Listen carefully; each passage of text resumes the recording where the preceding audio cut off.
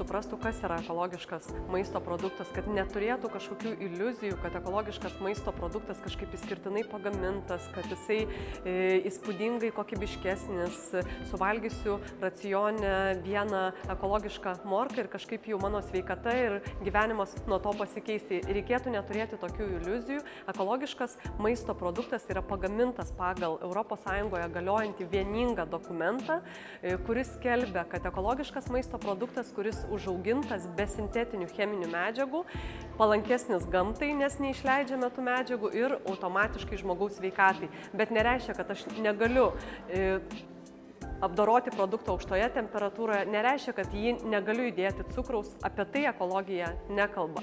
Bet jeigu mes renkamės grynus ekologiškus maisto produktus, niekada neapsigausime, nes visada gausime tą produktą, kuris bus palankesnis ir gamtai, ir žmogui. Tai yra šviežios daržovės, uogos, vaisiai, šviežia mėsa, taip pat grūdinės kultūros, jų produktai, kruopos įvairios, ekologiška duona ir kiti produktai.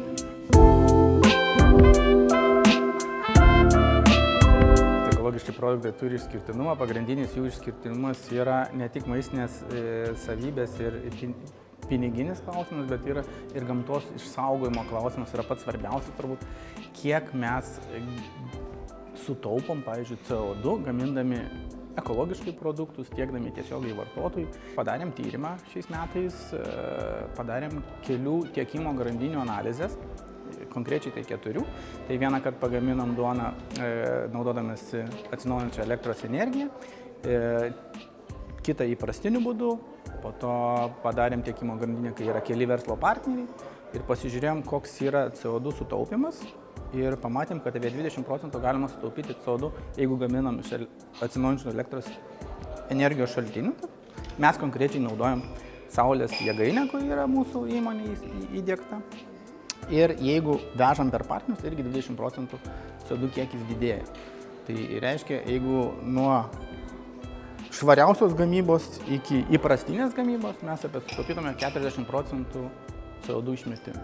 Toks pagrindinis yra tikslas, kad mūsų produktai pasiektų tiesiogiai vartotojus ir būtų pagaminti iš atsinaujinančių šaltinių.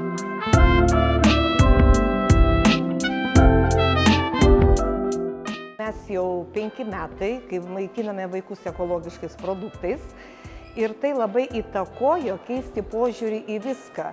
Ne tik į tai, kaip išaugini tas daržovės ir tą maistą apskritai, kas tai yra ekologija, bet tai ir tiesiog mes išmokom tvariai gyventi aplinkui.